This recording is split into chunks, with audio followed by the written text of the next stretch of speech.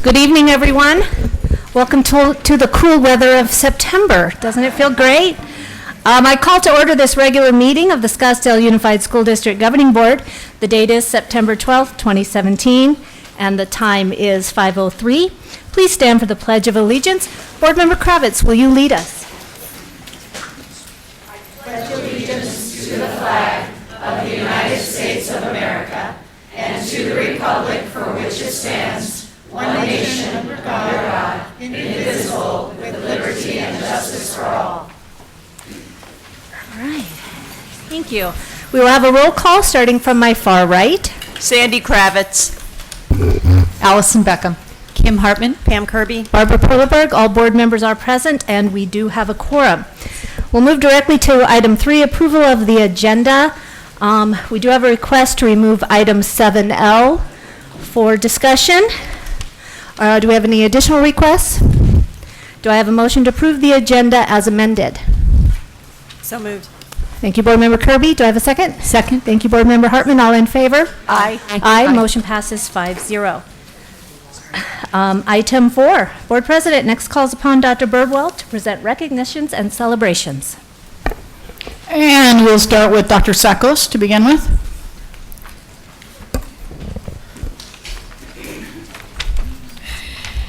Good evening, Madam President, members of the board, Superintendent Birdwell, Sandra.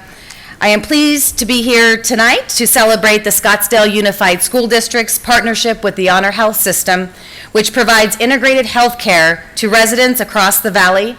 Honor Health has 5 hospitals in Phoenix and Scottsdale, with its specialty of surgical, cancer, and pediatric centers, and a cancer care that stretches from Wickenburg to Gilbert. It is the school district's association with Honor Health Research Institute that brings us here tonight. I would like to welcome Dr. Mark Slater, Vice President of Research and Chief Executive of Honor Health Research Institute. Here he comes. And Alicia Martin, Chairman of the Scottsdale Unified School District Foundation. 2 years ago, with the support of the SUSD Foundation, we kicked off a project to connect teachers delivering science instruction to our students with top research facilities right here in our backyard. Saguaro High School science teachers went to TGen in 2015 to learn about advances being made in the field of bioengineering, and they took that knowledge back to their classrooms and taught their students. Last year, SUSD STEM teachers in engineering, physics, bioscience, and math were the guests, but they were also students themselves at Honor Health Research Institute here in Scottsdale. With the support of the Farley Foundation and the SUSD Foundation, the learning continued for 10 of our science-related and math-related teachers, enhancing their instructional practices with their exposure to real-world medical, research applications, and making connections to possible career paths on the behalf of our students. This past summer, the initiative widened its professional development research to teachers in all 5 of our high schools. Let me introduce to you this year's participants, and if you could just come and stand forward. Clifford Nefrata from Arcadia.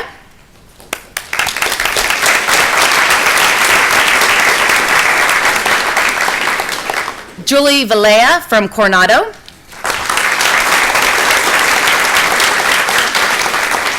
Ann Milligan from Saguaro.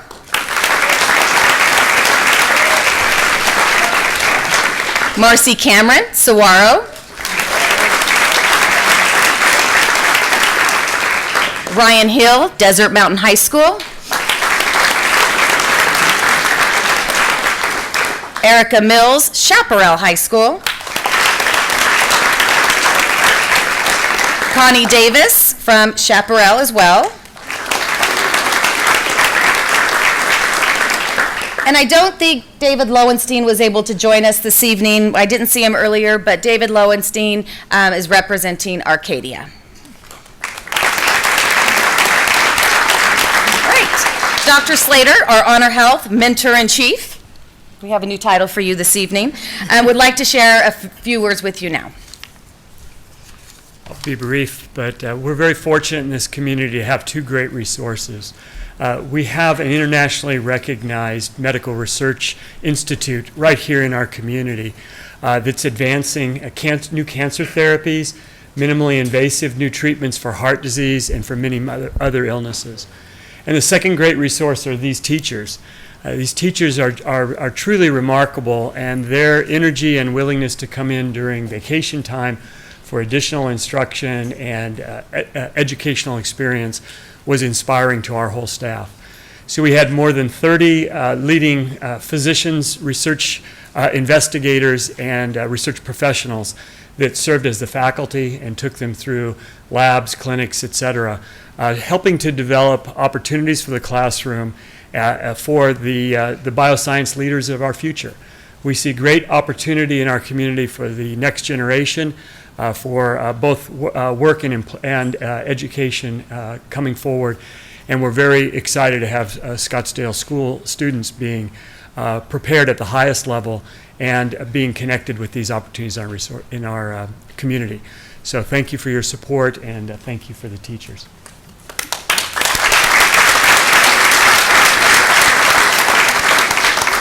Susan Lindberg from Saguaro has led the Math and Science Academy for the last few years, and since 2015, she has been the champion for continuing professional development, beginning at TGen and moving into Honor Health. So I would like Susan to say a couple of words. Two. Thank you, Dr. Sakos, and good afternoon, members of the Governing Board, Dr. Birdwell and Sandra. My name is Susan Lindberg, and I teach biotechnology, engineering, and chemistry at Saguaro High School. I'm also the coordinator for the district's Math and Science Academy located at Saguaro. This is the third year that I've been honored to be part of the Bioscience Teacher Initiative, sponsored by the SUSD Foundation and the Farley Family Foundation. And the goal this time was to bring this opportunity to teachers across the district from all 5 high schools. And we're happy to say that we achieved that goal, and that students from across the district will benefit from their teachers' experience. Our teachers were fortunate to spend 3 days with over 30 professionals, probably a little more, am I counting, in the health profession, and we learned about current clinical research happening in our community and about the research institute in our own backyard at Honor Health. We learned about the career pathways that brought these professionals to their current positions, and wow, there were some incredible pathways. That was very powerful for us teachers to take back to our students and share with them. We learned about community research collaborations with the Scottsdale Fire Department and the military partnership with Honor Health Simulations Labs. And we toured the Spine Research Center, learned about how clinical trials are conducted, and the list goes on and on and on. At the conclusion of the 3-day initiative, we gave a presentation. All of us teachers gave our presentation about what we learned and what we got out of the experience. And I'll tell you that all of our teachers were really overwhelmed with the richness of this experience. And we all had so many great ideas to take back to our classrooms and incorporate and bring these experiences to our students. And this wouldn't have been possible without all of the organizers, so we so appreciate Dr. Slater from Honor Health, Dr. Goslin from Honor Health, Dr. Hag from Honor Health, and of course, Dr. Sakos, for all of their time and expertise in bringing this all together. It was a really, truly great experience for a teacher, one that changes our own careers. So, thank you very much. And we also want to thank the Farley Foundation, Farley Family Foundation, for their generous support, as well as the SUSD Foundation and the support from the Scottsdale Unified School District. Thank you.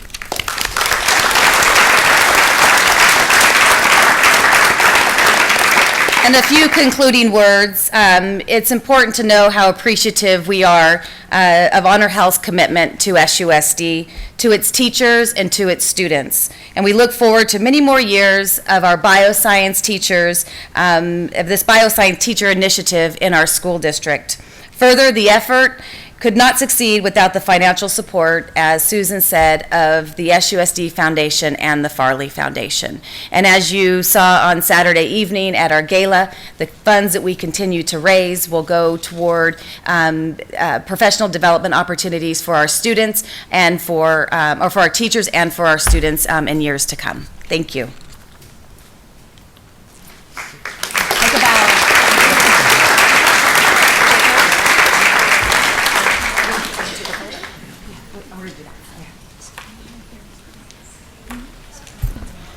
Now, Dr. Johnson for some recognition of some students.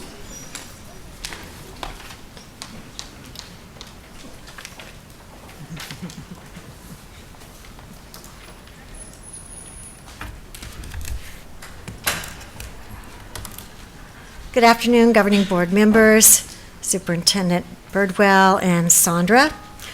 There are several celebrations to share from our secondary schools. They cover the gamut from writing to early graduation. First, we're going to continue our bioscience theme. I'd like to introduce you to the following Arcadia High School seniors who will join me after I introduce them. Susan Zoré, Dallas Green, Race Tumiso Bell. If you'll come up.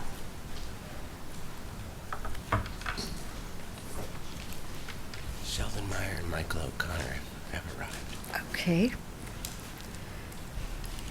We also have Michael O'Connor and Sheldon Meyer.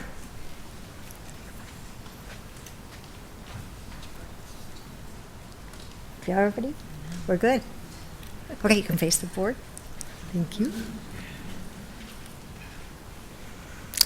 Michael O'Connor is a proud graduate and is currently a freshman at the Barrett's Honors College at ASU this fall. Which one of you? Raise your hand. Hence the ASU.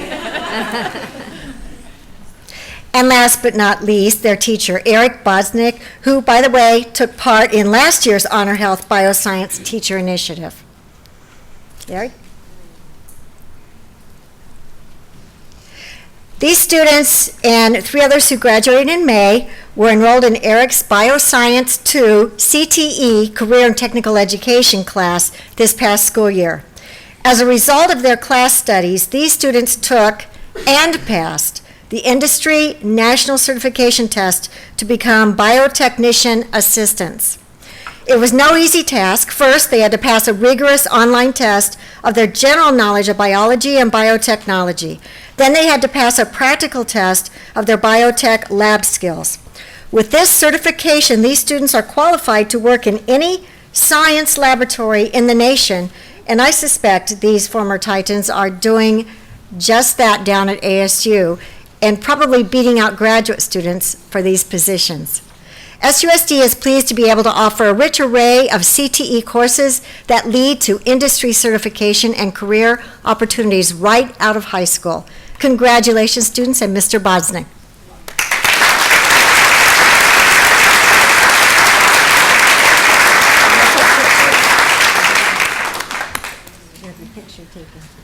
Thank you. Congratulations.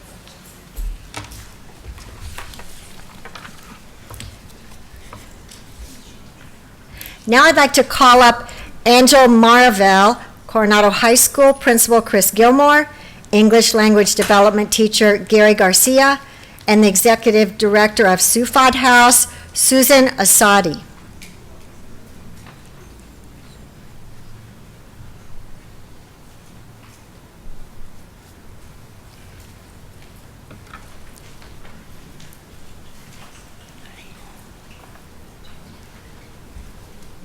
Sufad House is a Scottsdale-based nonprofit organization that provides a welcoming place for refugees and immigrants to share their stories.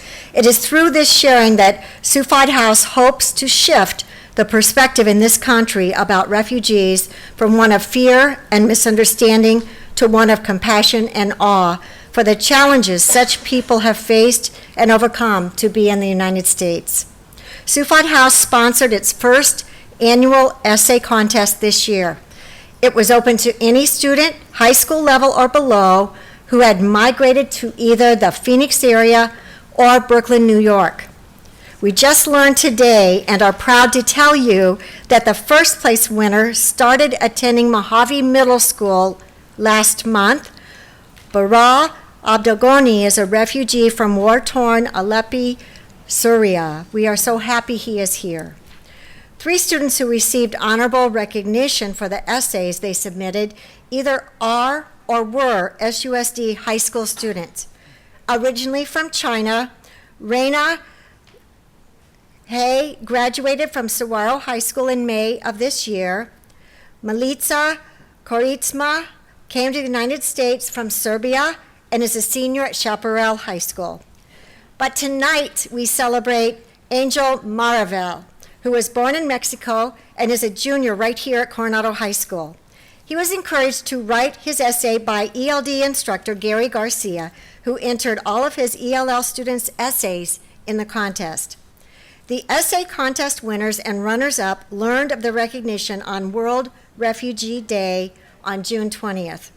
Each has or will receive college essay mentoring from a Brooklyn-based Ivy League graduate and novelist to be able to continue to develop their writing skills. We hope that this is the first of many Sufod House Awards we will celebrate in SUSD, and we would like to thank Susan, co-founder and president of the Sufod House Board, for the opportunity they are providing our students to write about their journeys. A public ceremony to honor this year's winners will take place here at Coronado at 6 p.m. on October 26th. Congratulations, Angel.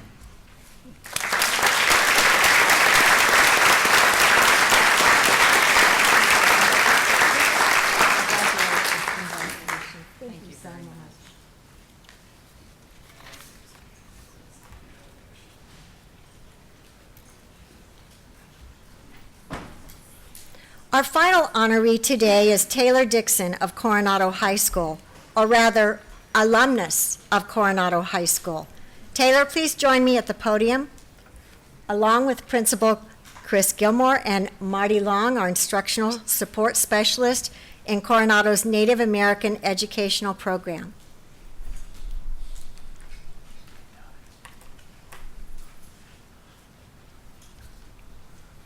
Taylor is a member of the Navajo Nation tribe.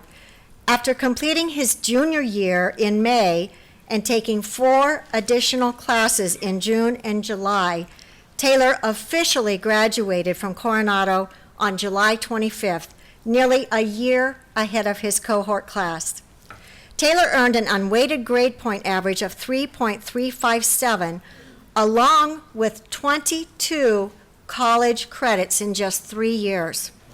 Furthermore, 20 of those credits were not dual enrollment credits that counted towards high school graduation, but rather additional credits that Taylor earned by taking classes at Scottsdale Community College through the Maricopa County Community College's Hoop of Learning Bridge to College program for Native American high school students. While at Coronado, Taylor was elected president of CHANT, the Coronado High Alliance of Native Tribes Club, and served as a teaching assistant for 2 semesters in the Native American Education Program. Taylor is also an artist and author. He received an award and sold his artwork at the Heard Museum Guild annual American Indian Student Art Show and sale in 2015, and recently completed a children's book that is being illustrated by a current Coronado student. Taylor is currently enrolled at SCC and plans to transfer to ASU to pursue a degree in engineering, possibly computer engineering.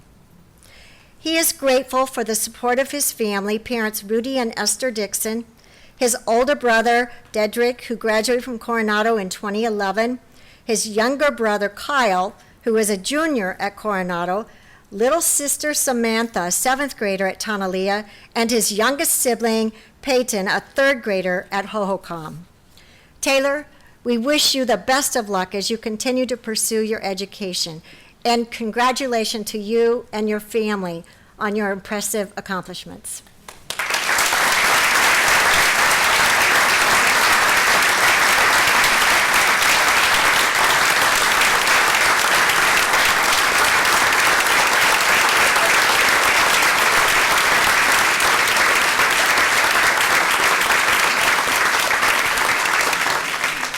Okay, we're gonna have pictures. Congratulations. Thank you so much. And that concludes our recognitions this evening. All right, well, that's fantastic. Okay, we will move on to item 5, public comments. Sandra, I do have all the cards, correct? In conformance with open meeting laws, the governing board may not discuss or take action tonight on any matters raised during public comments that are not on the agenda. However, the governing board may respond to direct criticism, ask staff to review the matter, or ask that it be placed on a future agenda. As a reminder, each speaker will have 3 minutes. Vice President Kirby will indicate the time with a 30-second warning. We do ask that each speaker introduce themselves for clarity in the record. Our first speaker is Julie Sinowski.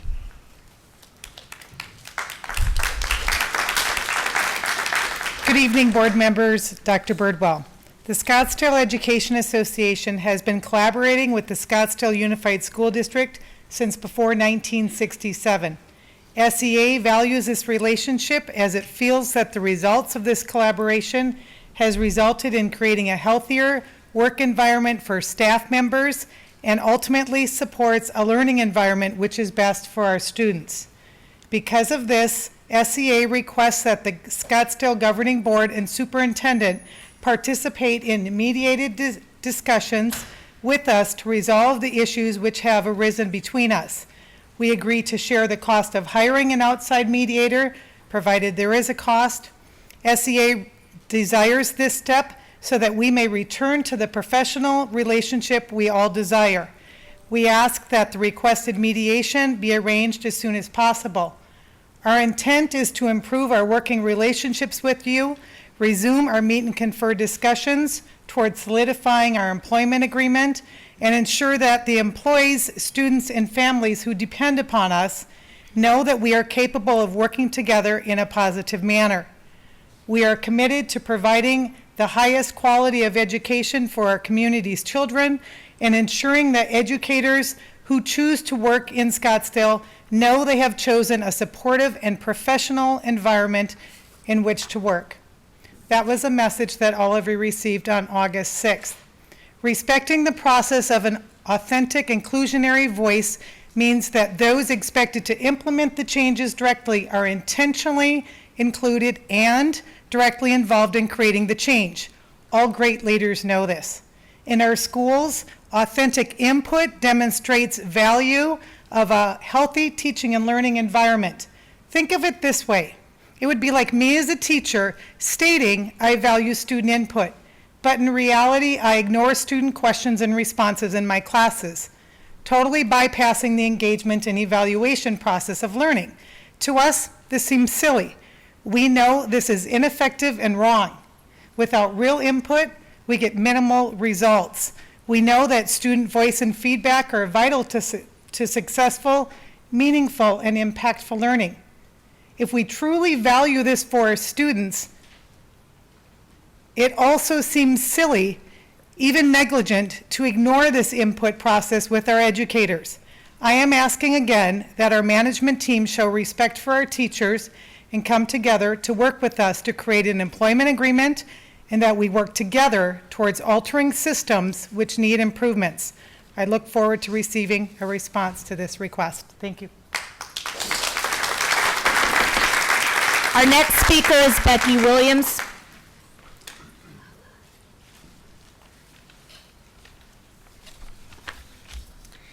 Governing board members, Superintendent Birdwell, I thank you for this opportunity to address my concerns this evening. My name is Becky Williams. SUSD is my home. I have been a voting resident since 2002. My children have attended school here for the past 8 years, and I have just begun my second year of teaching in the district. From the moment I was hired, I have considered it an honor and a privilege to serve my community as a teaching employee of SUSD. I still do, but it is becoming increasingly difficult not to feel disheartened by events that have transpired and continue to occur regarding the working conditions of teachers in this district. What I refer to is the abolishment of the teacher employment agreement and the impending governing board policy that will take its place. When I and my colleagues signed our employment contracts earlier this year, the TEA was still in place. In fact, my one-page teaching contract refers to the TEA in 2 separate statements when it discusses how to carry out the responsibilities of my position and how the district will support me in this undertaking. Since the district management chose to terminate the TEA, the district is not holding up their end of our contracts.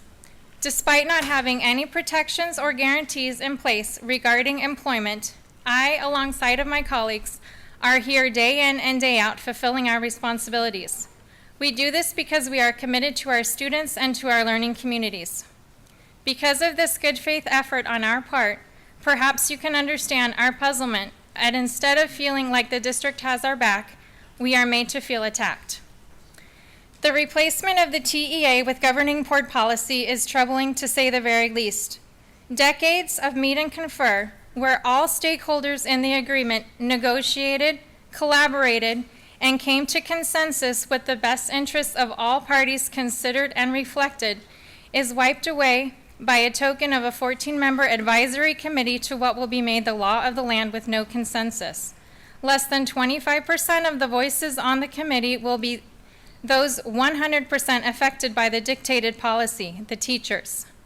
We are still here, committed and loyal, for our students and for our communities. Please abandon this abasing and demoralizing policy committee. Reinstate the TEA and return to the meet and confer process. Come to an agreement that is mutually beneficial to all parties involved. Give all the stakeholders a collaborative voice and give teachers the respectful working conditions that they deserve. I do not ask this of you for myself as a teaching employee of the district or even as a proud SCA member, but I beseech you as a parent who entrusts my children to SUSD's classrooms every day. My children's teachers deserve more. My dedicated and hardworking colleagues deserve more. The SUSD community that we all serve deserves more.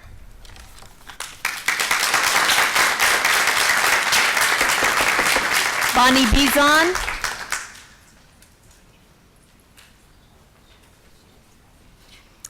Good evening. My name is Bonnie Bizon, and I'm the music teacher at Kiva and our SEA secretary. I wanted to take a moment tonight to tell you about our district-wide professional development on rigor from 2 Wednesdays ago.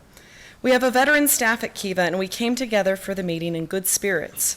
We began our rigor training with a short brainstorm of synonyms for rigor, easily done, and a nice anticipatory set for the training. The next slide in this district-created PowerPoint was a short clip from YouTube entitled Funny Compilation Defining Rigor. What we saw was a series of teachers being caught off guard and asked to define rigor for the camera. These were not SUSD teachers. These were random teachers used by an educational consulting firm whose purpose I can only guess at. But we watched our district-mandated video as one by one these teachers were made to look unintelligent, unprepared, flighty, and ignorant. I guess the funny part of the video was supposed to be the fact that the consulting firm added crickets to the soundtrack as teachers stared at the camera like a deer in headlights. To add insult to injury, rigor was not even defined in the video. So it was neither funny nor educational. What was the point? To make our profession look like morons? I sat there thinking, is this what they think of us? I can only imagine that's the truth since we hear over and over again about the importance of quality professional development. If it's so important, our district must have applied rigor in creating such an important presentation as it was mandated to go out to all 1,300 of our teachers. But then you add the detail that the vast majority of these teachers in the video who were made to look ignorant were women of color. And now we have a whole other layer of what is unfunny in this district-mandated professional development. To show a video to our entire staff that so patently disrespects teacher knowledge and at the same time institutionalizes racism is the most unfunny thing I have seen in a long time. Almost as unfunny as trying to delegitimize SEA. Almost as unfunny as obliterating the TEA.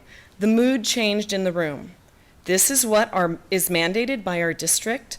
As I sit next to a teacher of color, as I think about my students of color and their opportunities, this is unconscionable. I encourage the board and our district to formally apologize to our teachers for their promotion, whether unconsciously or consciously, of this kind of institutionalized racism and disrespect for our profession. Here are some additional ways you could show you respect us and improve the morale for our teachers. Assure them that you care about their working conditions by reinstating the TEA. Reinstate Julie Sanowski's presidential release time and agree to convene a meet and confer team like the teams who have bargained for teacher working conditions in our district for the last 60 years. Bert Tavelde.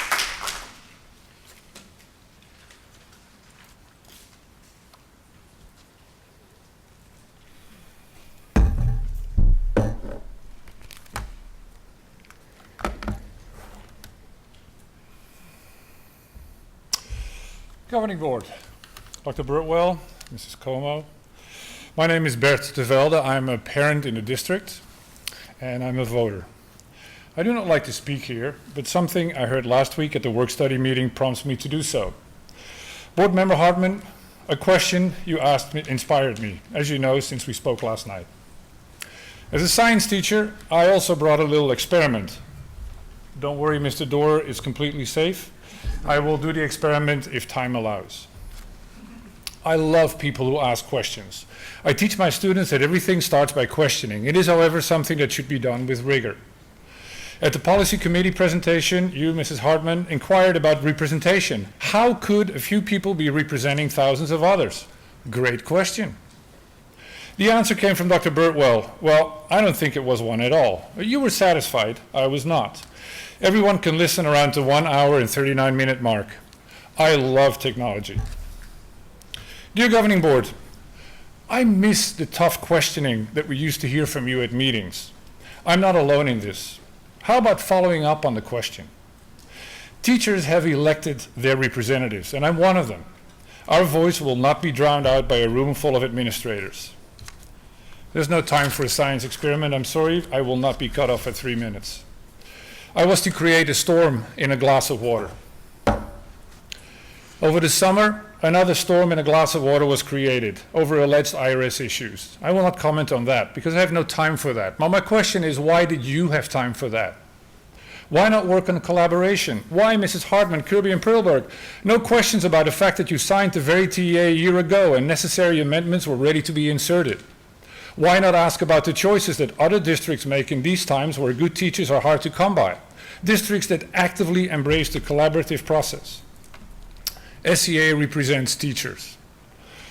Why rush through a process that obviously is not working? Like many systems these days.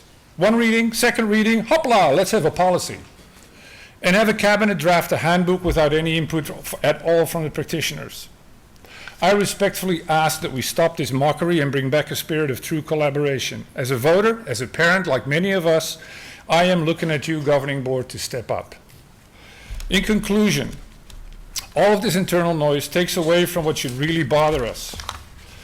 The environment that our state legislature creates. As Board Member Kravitz knows, because she was there, I was part of a group that welcomed our new superintendent and created a truly inspiring kickoff in 2016. Again, meeting over the summer. We plan to work shoulder to shoulder to recruit voters to support our cause. The cause is still there. We have 2 teacher candidates in our school district ready to run for state office. We often hear a narrative about a culture that was inherited. Dr. Burtwell, Mrs. Kravitz, you know what really happened. Capitalize on what we have. 2 of our members there were gone. I'm still here. Find a way back to the table where SEA has never left. If you need guidance to get there, we will be patient. Our students, however, do not have time for that. And on these students, we focus.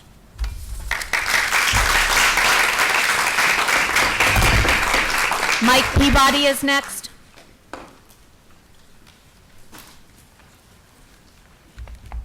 Madam President, Governing Board members, Superintendent, Ms. Como, I stand here today not as just a parent anymore, but as a president of an organization called the Scottsdale Parent Council. Cindy Bitcon, who valiantly served as our president for a while, had to resign, and I have stepped up. I would like to announce that we are back. We are here for the parents. We are here for the teachers. We are here for anybody who needs a voice, anybody who wants a voice.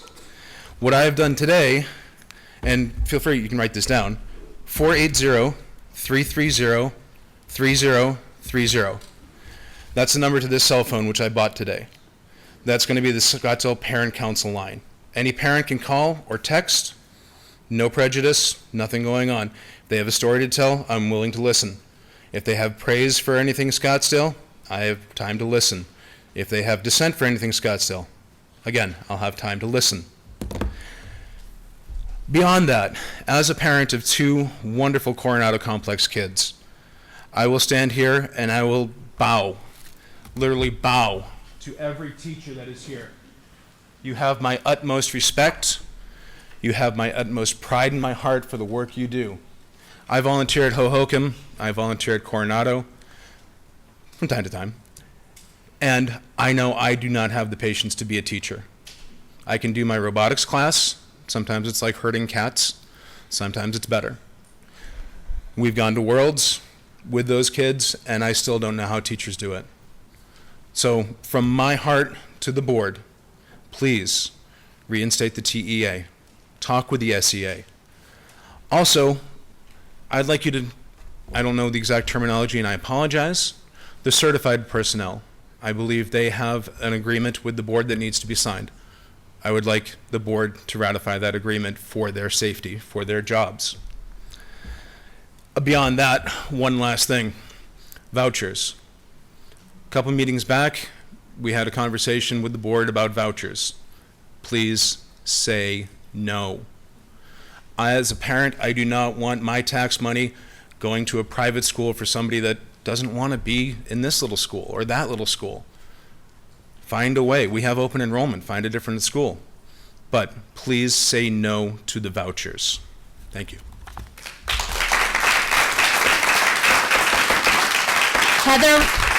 Heather Robinson is last.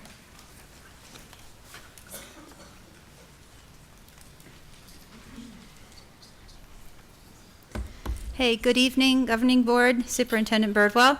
My name's Heather Robinson. I'm a proud SEA member and teacher at Desert Canyon Middle School, a place I have been there in the elementary school for many years. This is going on my 20th, and I have been very happy.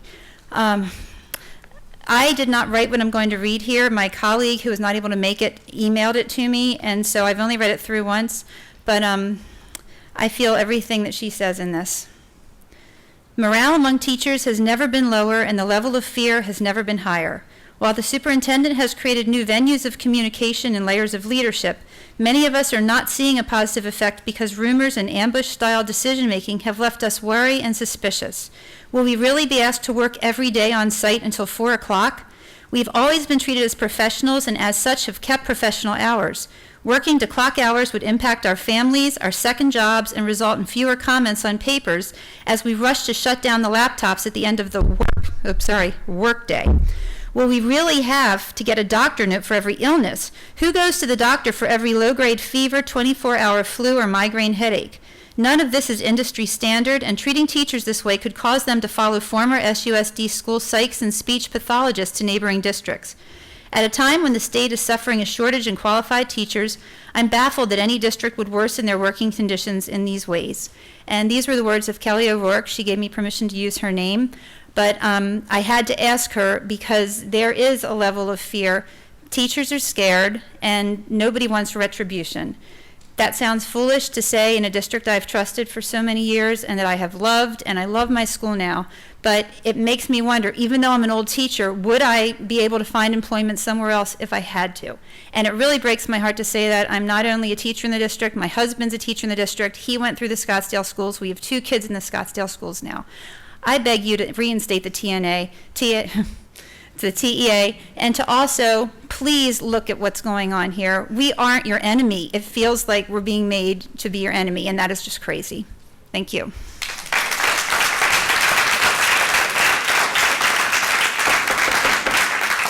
We move on to item 6. Thank you to all our speakers. The board president next calls upon Dr. Birdwell to present the superintendent's comments.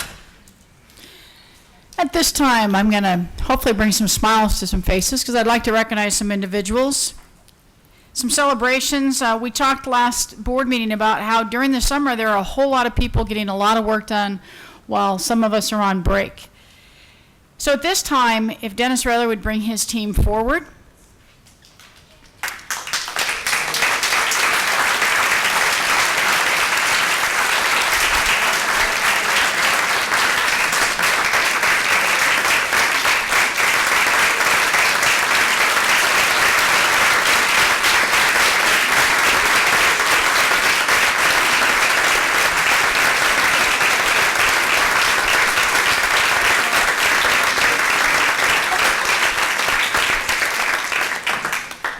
Dennis, if you'd take a moment to introduce the team to us.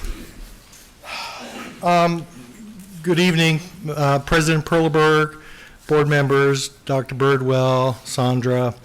I only brought a small group of people today, mostly because it has been a very long, very hot summer. Even as of today, a good portion of these guys were out at Laguna putting together a hockey rink. Not an ice hockey rink, but a hockey rink. That's right. So it's been a rough summer. We've got some FCs represented here today, the guys that are at the campuses, taking care of the needs of the teachers, the students, the administration. We've got some of our grounds guys here, carpenters. Where's Dave, our fire alarm guy that everybody knows, and Carlos, the guy that takes care of the air conditioning. So Our favorite guy right now. if we brought the whole crew, no one would have a seat in here. We'd be taking up all the seats. But it's just my greatest honor to work with a group of guys and gals. We do have some ladies that work with us, to be recognized for the work that they do. I really don't do any work. I walk around a lot and talk on the cell phone. But these guys are the ones that put it in every single day, trying to take care of our schools and make sure that they're where they need to be. So for that, I thank you for taking the time to recognize our folks. Well, just a few words. There are 29 brick and mortar schools. We have the Ed Center downtown in Scottsdale with the Mojave District Annex, the warehouse, the San Salvador Annex, the bus yards, and all of this falls on the shoulders of these gentlemen and those that stand behind you.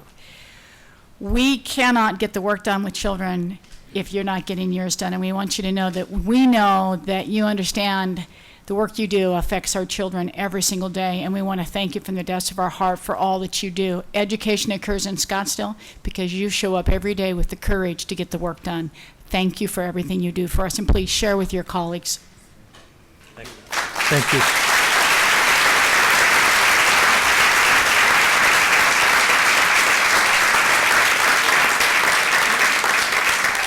Kind of hard to get those guys together ever. So we tried on the eclipse day. We thought, well, maybe we could pull them all together indoors on that day, but that still didn't work. Well, this past Saturday, many of us attended the Scottsdale Foundation, the annual quest for the best gala at the Phoenician. And again, I just wanted to give our thank you to our Educational Foundation and the board for recognizing our alumni, our teachers, and our students who continue to get the great work done. A special thank you to Dr. Sackos. You heard from her earlier, but she does serve as our representative on that foundation board, making sure that the needs that principals share get brought forward to that group, and the foundation has been wonderful in embracing our needs. So another wonderful evening we had. Also this past Saturday, we had 850 athletes from middle school and K-8 schools that met on the fields of competition for the annual Fall Sports Festival.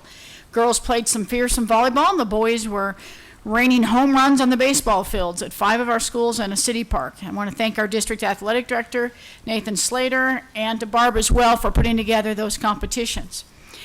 Little glance back over the summer. It was brought to my attention that the Chaparral Theater Troupe actually had an opportunity to perform at the Fringe Festival in Edinburgh, providing our emerging actors and actresses with a world experience. Chaparral does an amazing job in the fine arts, and I just wanted to commend that troupe. Also, from Chicago today, 13 of our seniors were announced as semifinalists in the 63rd Annual National Merit Scholarship Program. So we can't give out names yet, but we do have 13 of our seniors moving forward, and these academically talented students now have an opportunity to continue in the competition for some 7,500 national merit scholarships worth about $32 million. That will be offered next spring, so we look forward to that. And this week sometime, the high school principals should get the commended students' names as well, and we'll be able to bring forward these students. Also want to say that I am pleased to report that Navajo Elementary School and Mojave Middle Schools are finalists in the country's trip reduction program, Most Creative Bulletin Board competition, and the winners will be announced in October. So they have some very big shoes to fill, as Coach Heese won that award last year. And then this evening, I'd like to recognize an interim principal, and Jessica Johnson could stand up, please. There she is. She will be filling in over at Kiva for us. She's been coming from the Chandler School District, where she spent 4 years as a dean, which in our system would be an assistant principal. She has 8 to 10 years as a teacher, 10.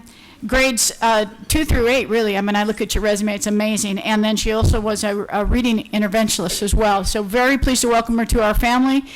She spent the day training with our principals. Welcome aboard.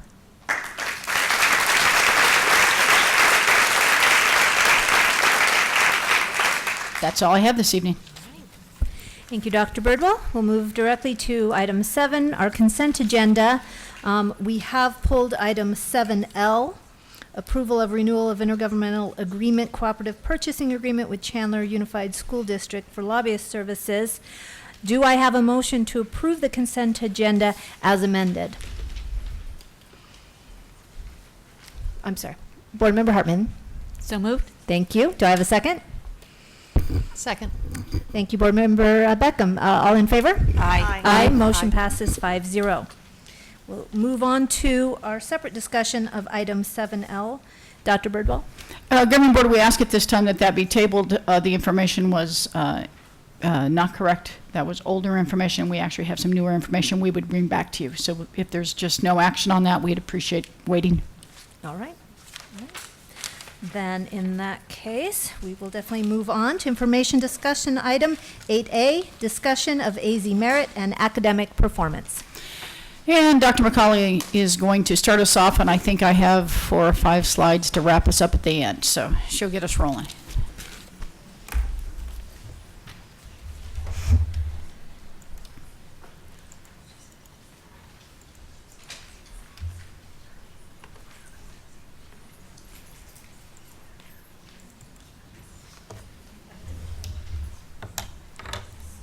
President Perleberg, Vice President Kirby, members of the board, Dr. Birdwell, Sandra, our staff and guests that are here with us tonight.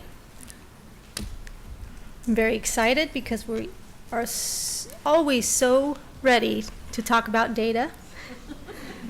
Very excited to share with you some comparable information about our last spring results. First, I'm going to start off with some trends, some comparative trends of the top performing districts of 2017 and give you sort of the historical picture of those same districts across the 3 years. In 2015, as you can see, within where we were within these districts in 2017, Scottsdale Unified School District was in the, they were the last district on the board in ELA. And then in 2016 in ELA, we stayed in that position. And then this past spring, across all grade levels, something, oh, I'm sorry, math. Sorry, I always go ELA first, and I don't know where I went wrong. Then we moved up 3 places to get into the middle of the pack there. And so Catalina Foothills Unified School District tends to lead of all unified school districts, and that is the method used here, looking at unified school districts only. So there aren't any elementary districts or union high schools, just to clarify. Now for English language arts. In 2015, again, we were at the end of the pack. And then in 2016, we moved up 1, and then we moved up another 1 in 2017. Our teachers and our students did a phenomenal job of really making it happen in these last couple years. So now we'll talk about some school level trends of comparable schools. And just so you know, to compare the schools, it takes a great deal of looking at different types of data. And so we know from a research standpoint that one of the most contributing factors to student achievement is socioeconomic status. So what we did here was we looked at SES schools and broke them into different ranges. So high SES schools were schools that had between 11 and 17% of the students participating in the federal free and reduced lunch program. Middle SES schools were schools with between 20 to 40% of students participating in the program, and low SES schools were schools with 70% or more of their students participating in the federal free and reduced lunch program. So we used fiscal year 2016, October 1st, enrollment counts published by the ADE to identify schools that fell within those ranges. Scottsdale schools were then matched to schools that fell within these ranges. We tried to include one of our highest performing schools within each of those ranges. And then as a little bonus, we went through Casey and I to identify the K-8 traditional schools in the state. That way, because as Grace has reminded me again and again, you can't compare Cheyenne to an elementary school or a middle school because we're K-8 and we're traditional. So thank you, Grace, and this one's for you.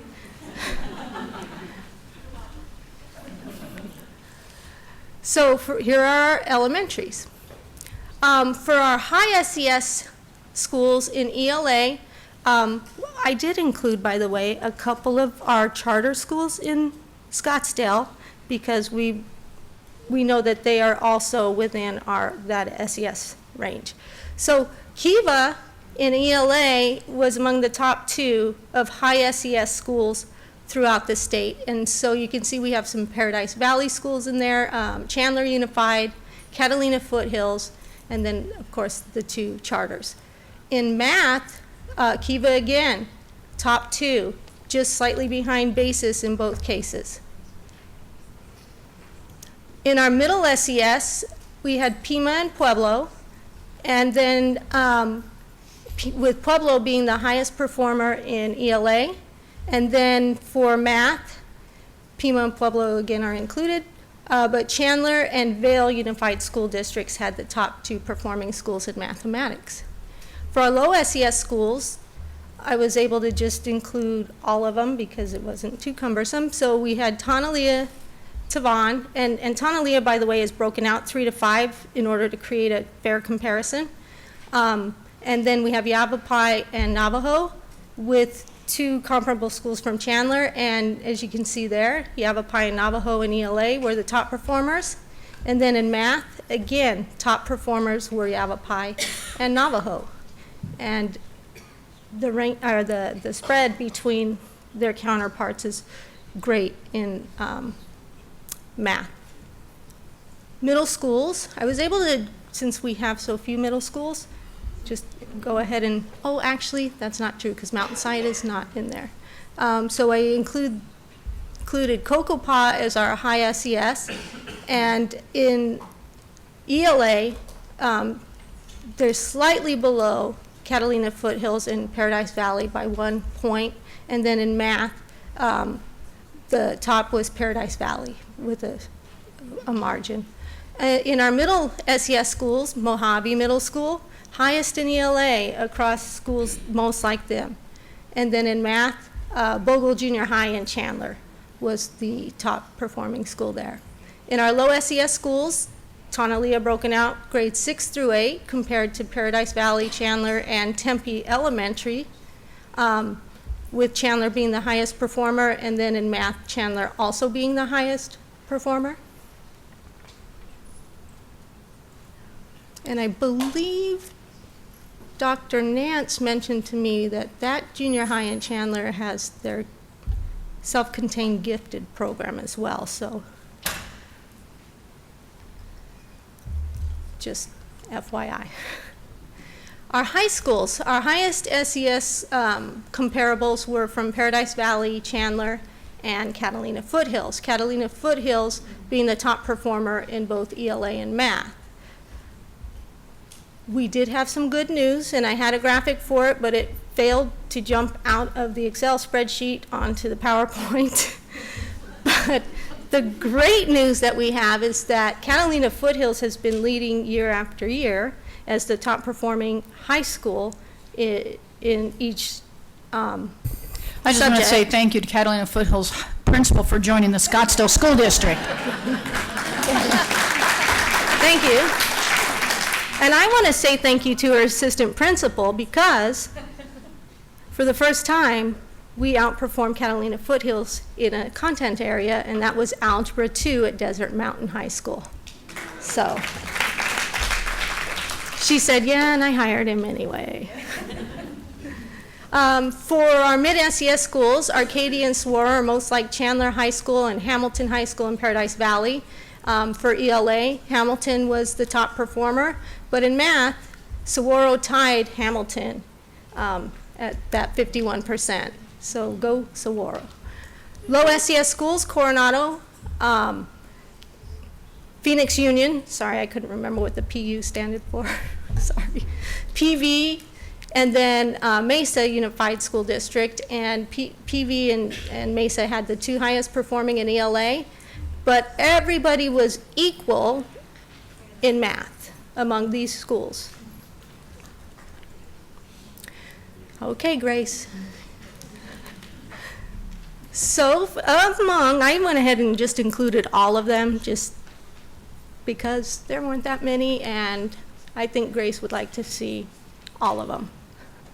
Cheyenne was our top performing K-8 traditional school in the state with 84% in ELA, and they were the third highest performing in math. And she is already working on that. So we thought you might be curious to know how our charters in our district also perform. And I thought you should have a little information about them. So Great Hearts Veritas Prep is a 6th through 12th grade school. Great Hearts Scottsdale Prep is a 5th through 12th grade school. And then Basis Scottsdale is a 4th through 12th grade school. Also wanted to include the number tested.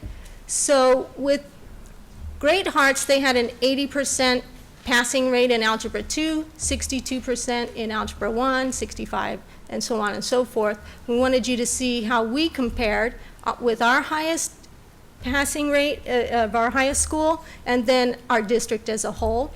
And so Desert Mountain, about 5 points behind Great Hearts Prep. When we get down to the Great Hearts Scottsdale Prep, we were, I lost my place. Oh, there we are. A little bit lower than that. And the basis, when you see the greater than 98, it's because of an N count and FERPA issue. So greater than 98 usually means either 100% or 99%, and it could come down to one kid, so they have to put it that way. So, but these are how we compared, but notice our N counts are much greater than who we're comparing with. So we've had quite a few AZ merit discussions, and I know that they are President Perleberg's and Mrs. Kravitz's favorite conversations, data. But I just wanted to kind of give this overview. We publicly posted data in the early summer and started having conversations then. Cabinet reviewed the data. We had Admin Academy trainings where more data was reviewed. We had a governing board meeting of student level gains. We've had 25 data lightning rounds with site administrators with just 4 to go, and 1 deep dive scheduled for tomorrow as well. Conversations with district administrators and site leadership teams, conversations with administrators of other districts, and I've had multiple conversations with myself.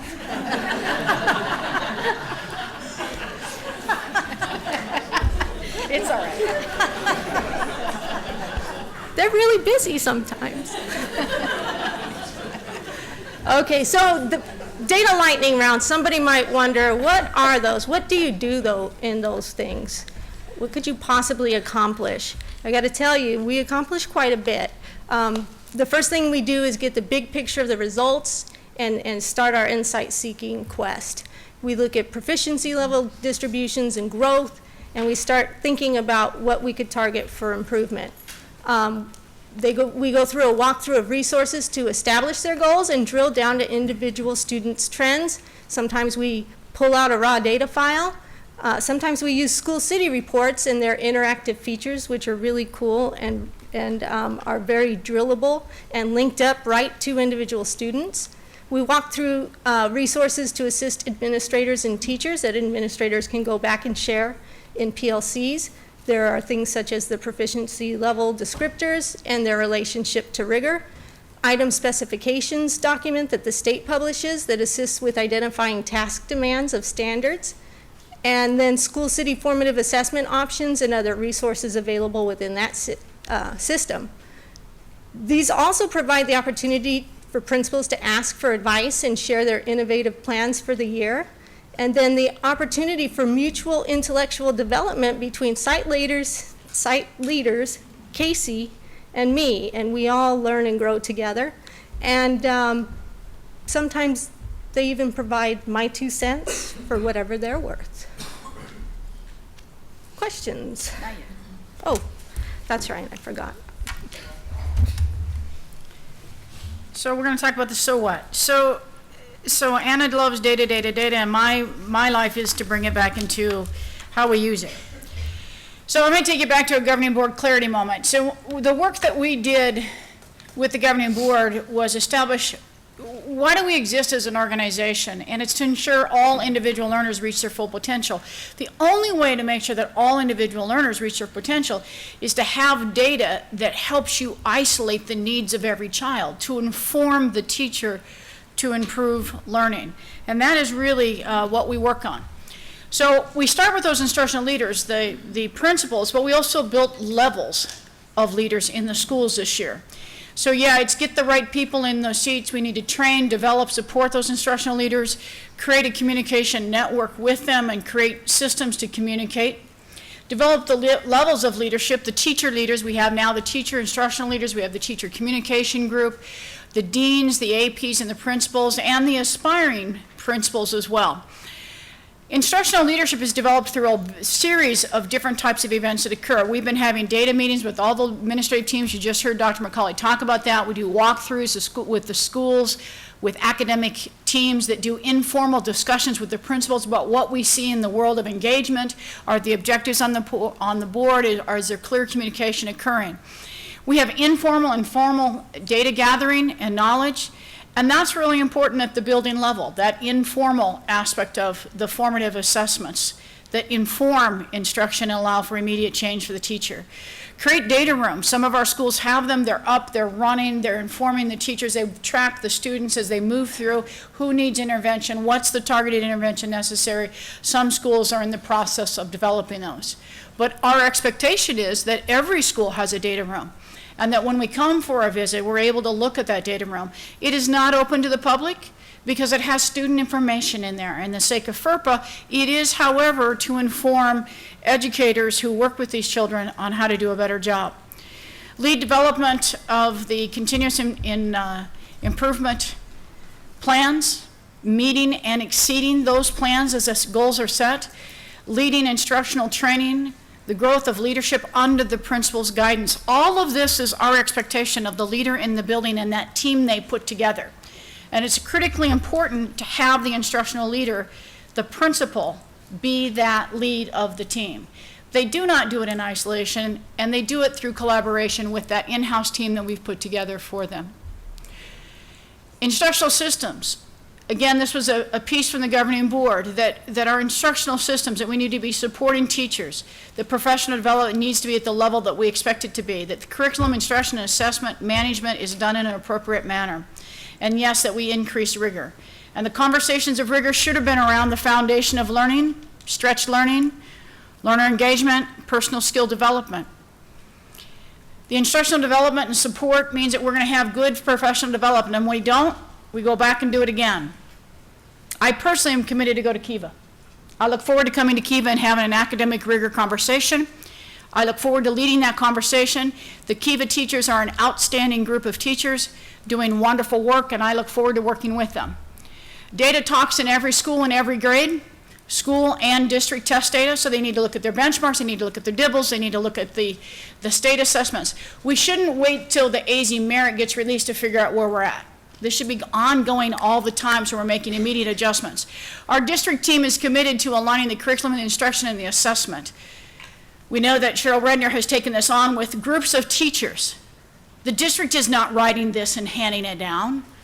The district is inviting grade levels of teachers to come in and look at the standards and look at the alignment and work together to raise the bar, because the bar is too low in Scottsdale right now. The schools work together on a continuous improvement plan. The principal is the lead. We have been working with them on what a SMART goal is and how to develop SMART goals and take the data that Dr. McCauley has gone through with them and write goals to address that. So we have a district-wide goal, and then under that goal are the school goals, and under those school goals are the individual teachers' goals. And then when we get really good at it, every student in every class for every teacher should have an academic goal for that class. Then we've layered our learning opportunities, because we know by research that when a student has a goal in front of them and then they're tracking their own learning, they tend to do better. Teachers' goals are aligned to their school goals. Overall growth for all. No matter where I start as a student, I should see academic growth. The continuous improvement process has a form to it. It does a focused area, the activities, the target areas, the resources needed, the time frame, the performance indicators and responsible parties. We will be bringing samples of these to you. We have some principals who are going to present those to you. They're going to present the layering. So they're going to have a few brave teachers who are willing to stand up in public and share their goals, and if they have student goals, a few of those, and build it up for you so you can see that from the governing board all the way down to the individual students, we have goals set in our district. And we're excited about that. Our goal as a district is to say, when you target what you need for resources, we are here to support you. Let us know what you need. If there's training that needs to be done, if there's materials that you need, let us know. I don't know if you know that this year we brought in an individual to meet with every single person who works in special education to ask that question. How's it going? Do you have the equipment, the tools, the materials, the training that you need to get the job done to meet the IEPs of your students? Because those are just like these plans. And we have an individual gathering all that for us so that we can get that done in that area as well. So we're not leaving any student out of the process. So to kind of bring it together, it starts with what Dr. McCauley's team, and Casey, thank you for a non-educator. You do an amazing job with data. And I know we keep raising the bar on you, but we couldn't do it without your help and your support, so thank you.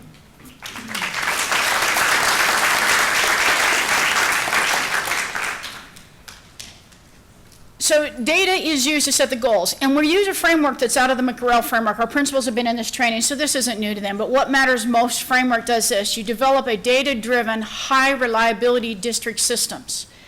You create high-performance school cultures, and we like a little competition between the schools. We're friends, but we also compete a little bit. Provide support for all students, so that targeted intervention, making sure that all students are having their needs met. Guarantee challenging, engaging, and intentional instruction. I look at that formative assessment. I know what the students have gotten, what they haven't gotten, and I reteach. That is targeted intervention, right? Immediately shifting my instruction. Ensure that the curriculum pathways to success. Huge challenge going on in our curricular area right now, but we, with the help of our teachers, will get it done. And then continuous school improvement process. A few years ago, it was waived. It's not waived anymore. It's important, it's valuable. SMART goals to be specific, measurable, attainable, relevant, and time-bound. That time-bound is critical. We have to put a time to it. That makes us give it our attention. Align the district to schools, to teachers, to the students' learning goals, and we measure those outcomes. But that alignment comes all the way through. But it started with the governing board, and it started with you saying, ensure all individual learners reach their full potential. You gave us that target, and this is the work that we do to make that happen.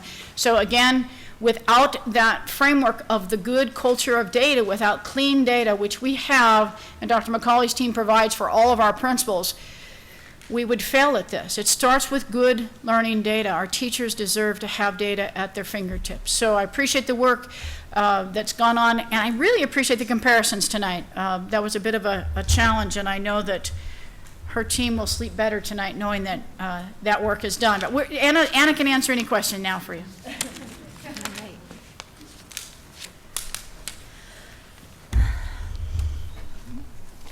Don't all light up at once. Board Member Hartman. So first, I just want to recognize just the outstanding work here. Dr. Brene Brown has a saying that I love, which is a story.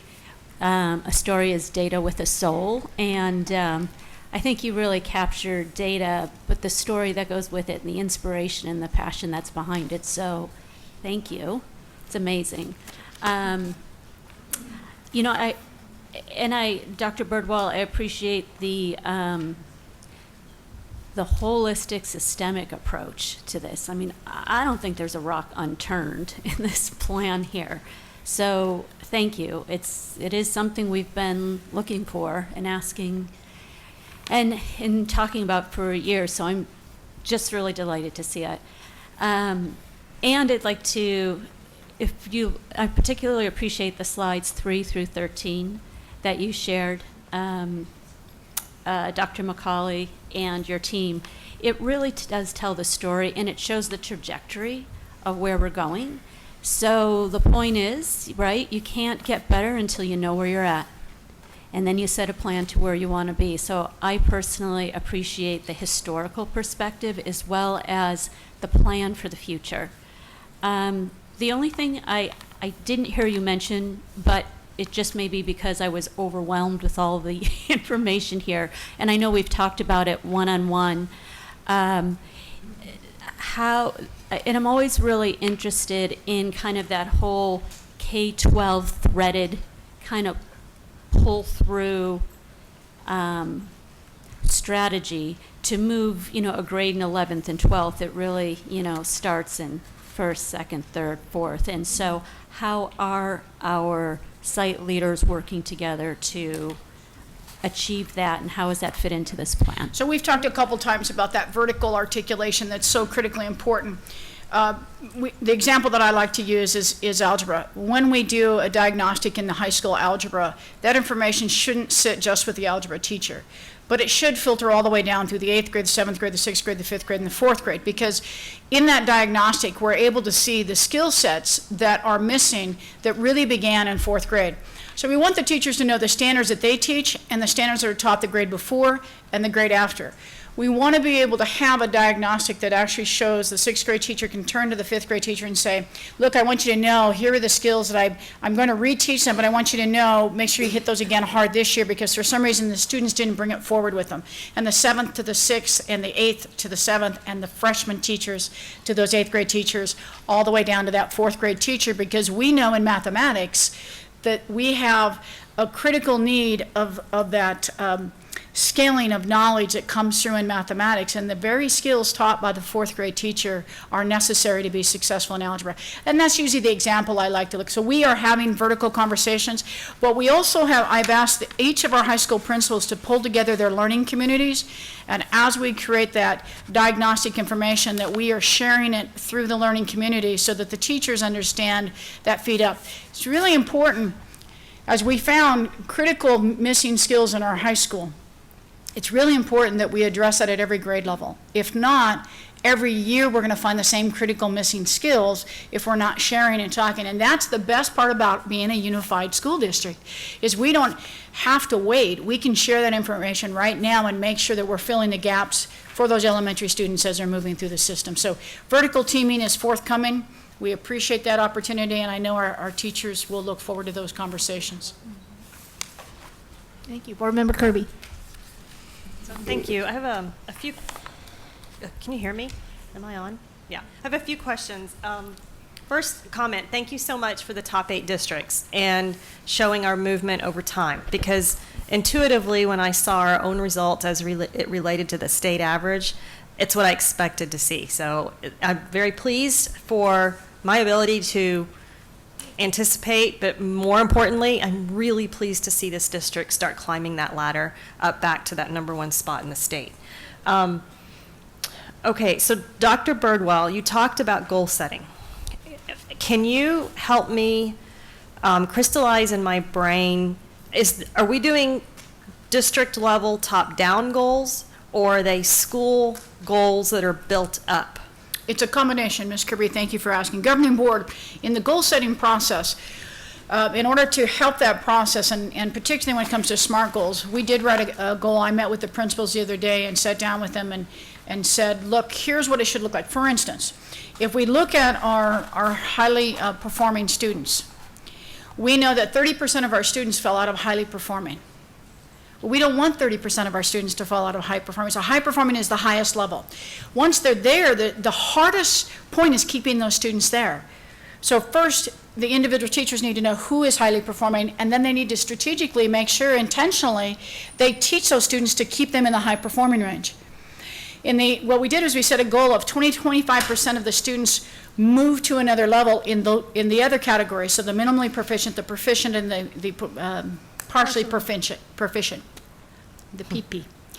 So partially proficient students come before the proficient. So we want to see 20-25% of the students moving up in those categories. Well, what that means, if you break that down by your school and you look at the number of students that you're talking about, and the example that we gave the other day, I think had 120 students in that particular category in those 3 areas. And when you break that down by the number of teachers that touch those students, you're really talking that 8 teachers touch 120 students, and you're talking the movement of 3 to 4 students inside my classroom under my tutelage. But it's understanding that together we create that kind of movement for students by knowing their individual growth data and knowing where they've been and what we need to do to target that intervention. So that's a district goal. We want to see that in mathematics, and we want to see it in English. Now, as a school, I go back in and I target areas in my school in mathematics to create that movement, and then meet with individual teachers to also align those goals to the school goal to create the movement. So they've been having talks about the data and individuals, and now they see where the district is going, and now we're meeting in between on that. So it's not that they've been sitting 4 weeks not discussing the data. They certainly have been doing that, but we wanted to make sure that we were on target. So as we saw some of the goals coming in, we needed to make sure that we were all aligned to what it was that we were expecting in the end. So both the district shared a goal, and we talked about what that meant, and then you go back to the school, though, and you have to look at your individual school. You need to look at your individual grades. You need to look at what's happening in each one of the grades in order to create those goals. And that individual teacher goal setting is really critical, and that happens at the building level. It happens between a conversation between a teacher and a principal, not directed by the district. However, the targeted part of that is you will have an ELA goal and you will have a math goal. So there is some direction and guideline to that process in their school improvement plans.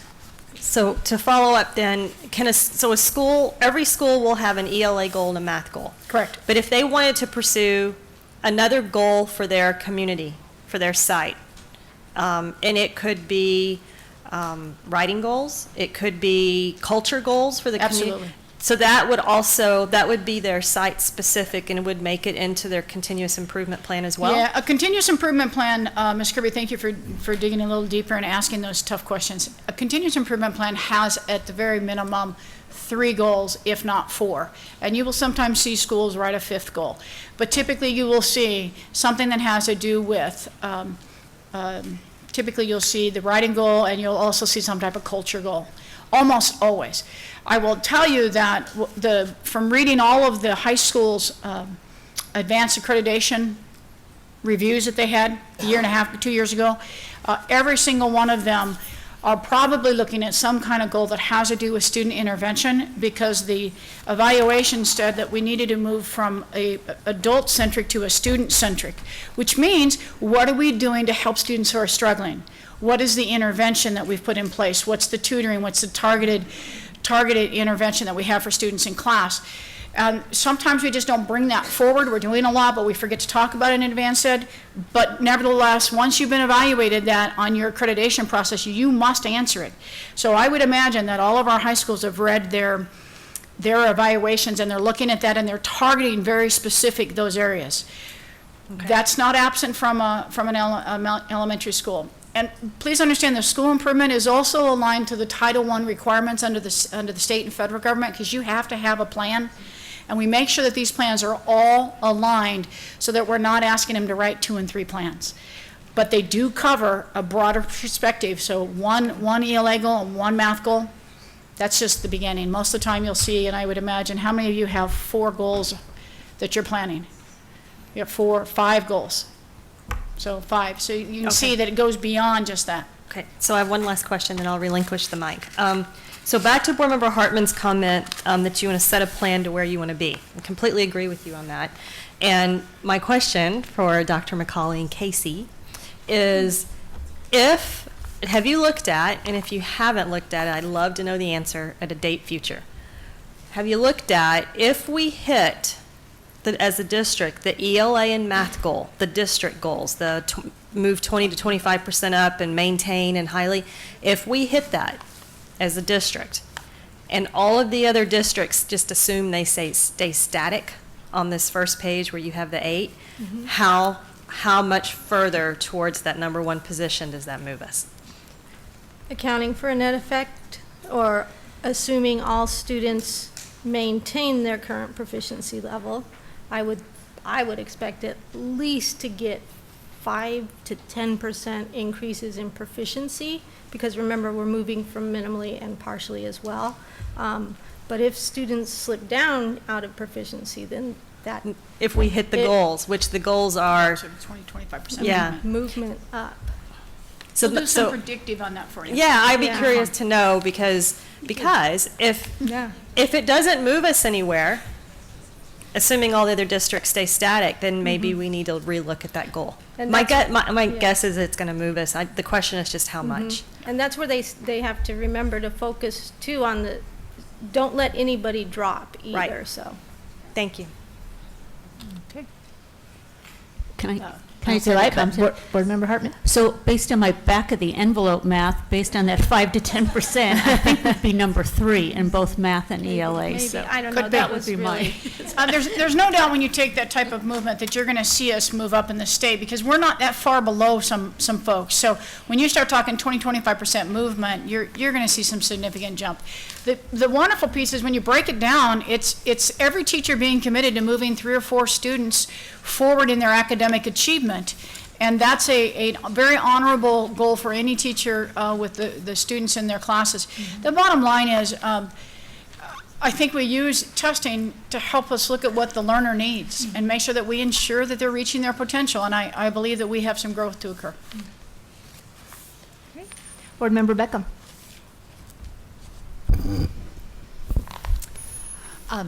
I also concur with Board Member Kirby and Board Member Hartman, what they've said, and thank you so much for the work that you're doing, and also Dr. Birdwell for backing it up with how do we implement that data and what we're looking towards.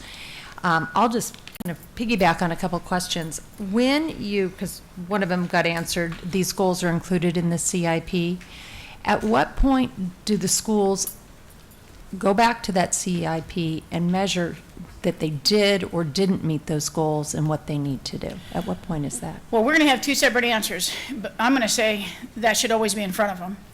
And they're constantly looking at their benchmark assessments to see if they're making progress. However, obviously at the very end is when they get the final measurement from the state on the AZ merit, but it shouldn't be a surprise when our benchmark assessments are aligned and we're following those. And Anna might have more insight. And I was going to say the same thing about the benchmarks, and we are going to be showing all of the principals. In fact, Chris Osmundson recommended I do it as a video, so we'll see about that. That within the system itself, there's a really great report in there that actually shows you from benchmark to benchmark how many kids went up or down and how many levels, and then you can click on the number and it reveals the students. So that's one way. The other way is that many of the schools have mentioned to me they're doing CFAs, which will be shorter assessments but done more periodically than the benchmarks themselves. So they're going to get data points all along the way, and they can use that same report with those too. It's just going to be a constant temperature taking. Okay, but I'm kind of looking for a specific date so that I can kind of tickle it so that we can go back and find. So are we looking, we get Arizona merits in the summertime. So do the principals come back in September and do this, or do they do this work in the summer before school starts? It's all throughout the year. No, but once they get the Arizona merits to look at how well you achieve those goals or not. So when would they come and actually present to a governing board? Well, that would be wonderful, but I guess I'm looking for that date. So, well, the great thing is I've asked for help from several principals because there's something I need. In order to provide something for them, I'm going to need their help, and that's if they get their master schedules done earlier. I can get School City preloaded with all of that data so they can start right away on looking at that movement of students in an easier system than going through the spreadsheets. So about a year from now? I mean, is that Well, what the we're bottom probably line is the final assessment is the AZ merit. So when we get the results back, we'll have the preliminary, we'll be having conversations in June with the principals. And they're going to know whether or not that movement occurred.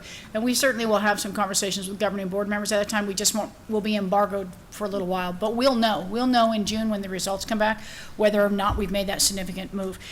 I do want you to know that a school improvement plan isn't written and put on a shelf. Just so that you know that when we sit down with them in their mid-year evaluations, Ms. Ibarra, Dr. Johnson talk to them specifically about, are they making progress on their goals? So they're monitoring, checking, and they use the benchmarks to check that. They won't have the AZ merit till the end of the year, but that doesn't mean that the benchmarks aren't assisting them on, are our students making improvements or not? So we do use that internal benchmark assessment to help us with the conversation. And our high schools will have their first blush of that data in a few weeks because they started their benchmark testing yesterday. And then the elementary and middle schools begin theirs in October, so they'll get their first blush, and then they'll get to see some growth. November for the high schools, December for the elementary and middle. Okay. And so my next question is, because I know with the rigor and the goals that the board and the district have set up, we're really looking for students to, get engaged, take ownership. So when is this data shared with the students, not just the piece of paper they get, oh, I did this on the Arizona merits, and they say, here, Mom and Dad, here I go, and it goes in the, a folder. When do they really talk to them about what it means for them or the successes they have? When do they celebrate them? So within the assessment system, there are what are called feedback cards that teachers can print off right for the students following the administration of the assessment that tells them how many they got wrong, how many they got right, which standards, and then the teachers can work with them from there to shore up standards where they were weak and enrich in the standards that they can get even better in. Well, I guess I'm kind of getting at what Dr. Birdwell talked about when you said, you're hoping that you bring the level down where students have goals. So when are the teacher and the student talking about those goals that they've set? I guess When we come and do the presentation, we'll have time to talk to the principals about that portion of it, and we'll ask them to share that when they do their presentation. Oh, okay, good. Because I'm not going to say that it's consistent across the board, and not everybody's using Springboard to the level that Dr. McCauley talks about. Okay, right, and I understand that. This is where we want to get to. I understand. She meant School City. School City, start with an S, not Springboard, I apologize. Not Springboard, Oh, right. School City. But I'm so happy and supportive of getting to that end goal. And then I am enthusiastic and confident that we will do also what you suggested, Dr. Birdwell, and that is our standards are too low. We need to be above where the number one is right now, because then each student would be reaching their full potential. So, thank you. Yeah, absolutely. In conclusion, I just want to say thank you to the teachers and the principals for the great work that they do in the schools, and certainly the instructional leaders in the room. Thank you for all the work that you've been doing. Appreciate it. Oh, wait. I haven't had my opportunity yet. Make sure any other further comments? If not, then I'll take my turn. Okay, Because, and I won't speak for Board Member Kravitz, but I may not get super excited about data. All right, Ms. McCauley, I get it, but I do get incredibly excited about hearing about the dialogue happening on our campuses now. It is different, it is unique. As a board member who's seen a very different culture in the past, I do love it. Contrary to the belief of some, I do love teachers, and I love seeing them on their campuses having a strong academic leadership and the tools, including data, that they need to be great teachers. And so I also want to extend my appreciation to all this work that has been done over the past year. I know it's taken us a long time and a lot of hard work to open this can of worms and seriously look at our data, our systems that create it and compare it. You've had a very uphill battle to put it all together for us here so we can have meaningful conversations at our schools, in our classrooms. I'll get a little personal. A few years ago when I first got on the board. It is true, I always ask a lot of questions, continue to. One of my toughest questions to get answered was, what do our students on an individual level know? What do they not know? And what are we going to do about it? And to sit here today, years later, and to feel like we are finally going into a direction in this district at every level where we are answering those questions, that is the focus I'm very happy to finally have. So, thank you very much. That's great. Well, thank you. Thank you for caring that much. Said I was done, but I just want to say one more thing. At the principals meeting today, one of our principals gave me one of the greatest compliments that, as a superintendent, I feel you can ever have. And they said, it was evident when you came and spoke to us that you've never stopped teaching. Teaching is near and dear to my heart. I identify as an educator. I love teaching. I'll do everything I can to support our teachers. I am a teacher first and foremost. Thank you. Thank you. All right. We will now move on to information discussion item 8B, update on 2016 override and bond projects. Good evening, Governing Board President Proberg, Governing Board members, Dr. Birdwell and Sandra.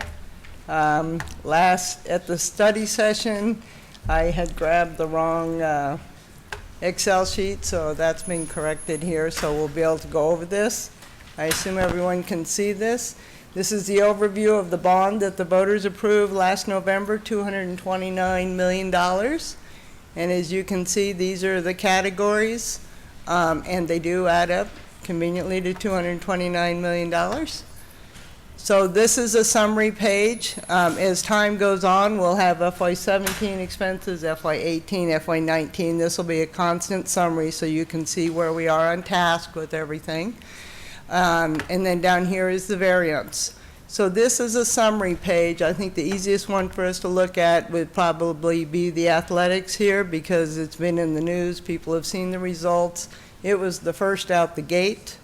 So out of the $229 million, $15,572,000 is allocated towards athletics.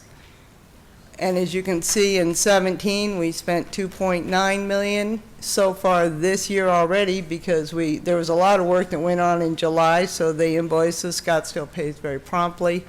So we've paid $2.4 million, and we have encumbrances for $2.5. If you take the budget minus each of these, the balance is $7.6.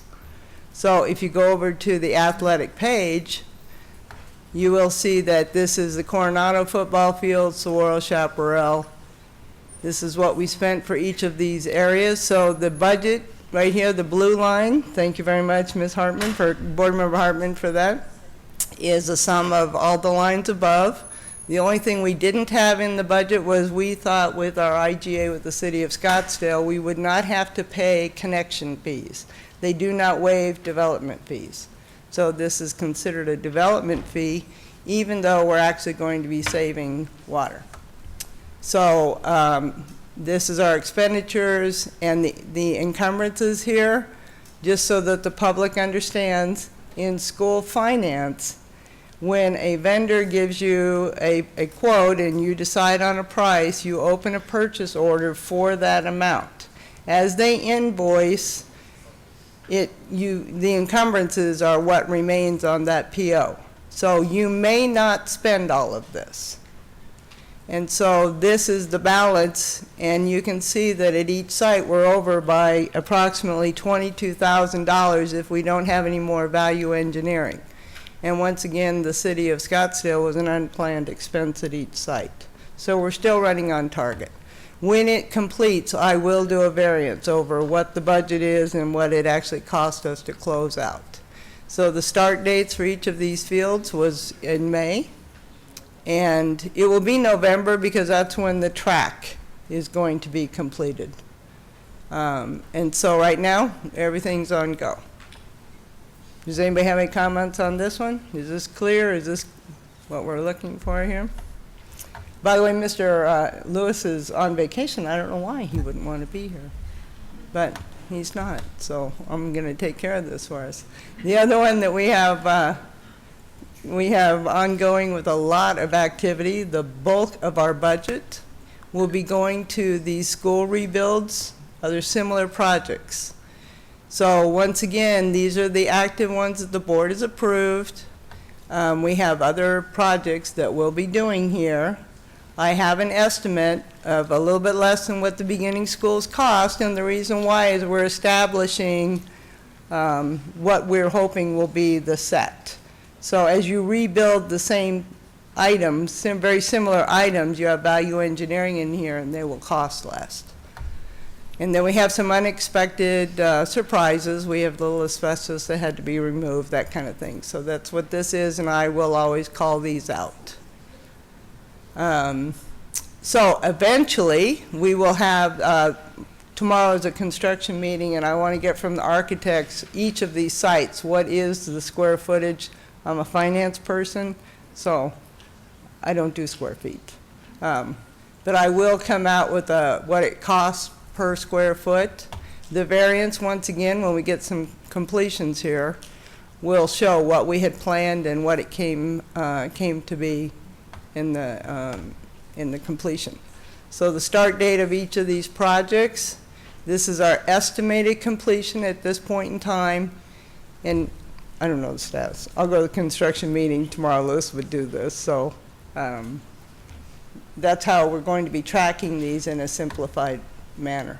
So once again, if you go over here to the summary, you'll see these don't include future projects. These are live here. So every month these will be constantly changing. Then over here, just so that you know, I take what our financial software says we have spent, and then I subtract these two, and if there's anything more than 0, I have an error. So this is takes a lot of material and combines it into something that's easy for you to keep up with. Ms. Smith, can you tell me when the bond committee starts its work? Because I know that they're going to meet. The end of this month is our first meeting if I get my briefcase. Okay, so just to let you know that, again, it's not required under statute to have a bond committee, but we felt in a community that we should, this large, we should do lots of communication. So we've put together a team, volunteered. We also asked some folks because we were trying to make sure we had somebody from every learning community, because every learning community gets touched. And we have a couple community members at large, governing board member, and they'll be going through these spreadsheets to assure the voters that what we said we'd spend in the pamphlet continues to occur and that we do not go over that amount. And they'll meet twice, once in the fall, once in the spring, and potentially, depending on how many new projects get approved, we'll meet again. And so we thank those volunteers, and I think that information is up online now, and we'll start the meetings, you said next week, this week, next week? The end of this month, I think. End of this month. Terrific, thank you. 28th? 28th, yes. So, and there'll be much more detail at those, but we will keep everyone up to date on that. I also wanted to do a brief presentation that I could go into more detail, but I just quickly did a pivot table so that you know where we're at. We get approximately $9.6 million this year in our new capital override that the voters approved. And this is just year-to-date expenditures. I could change this pivot table to do budgets or encumbrances. But I will say everyone in the district is very excited about having some capital funds, and they all have great ideas. Sometimes I think they're a little hungry, and I'm surrounded. But we have prioritized. And as you can see, this function 1000 stands for the classroom. So once again, we have focused on the classroom. We have spent year-to-date $3.3 million, and we got all these teachers computers, which they desperately needed. And so in total, in the classroom, we've spent just over $3 million, and because that was the focus. Now, we have curriculum in here, which would be this area here. That would be curriculum of the library. And we've also purchased textbooks over here, which is direct classroom. So you can see this is construction. And If Craig was still here, that he would tell me that's my playground money that we have wisely spent. There's a big plan there that we keep everything up to par. And he was the first one that was sitting in my office before the new year started telling me his plan. So this is year-to-date expenditures. So we're watching it, but one thing that I realize the public needs to understand that once again, this is a budget, and I also have to deal with the cash side of the house. So we're trying to wait till we get a few tax revenues in before we spend too much. And just for the public, capital must remain in capital as Yes. approved by the voter, may not be moved to M&O for salaries. That's exactly right. Not, an override cannot move at all. It must stay. The other capital has got a little leeway in there, but we need all our capital money, as you can tell by the condition of our buildings. So that's our focus on that. And I could do a little better descriptions over there, but I realized today when I looked at the agenda that I needed to do this. So I will be happy to give you updates at all times. And I know this is very exciting for all of you, and so I just want to give you a heads up that next month is Finance Month. All board meetings will be consumed by finance because the annual financial report will be brought to the board. We'll be talking about bonds. It's going to be exciting.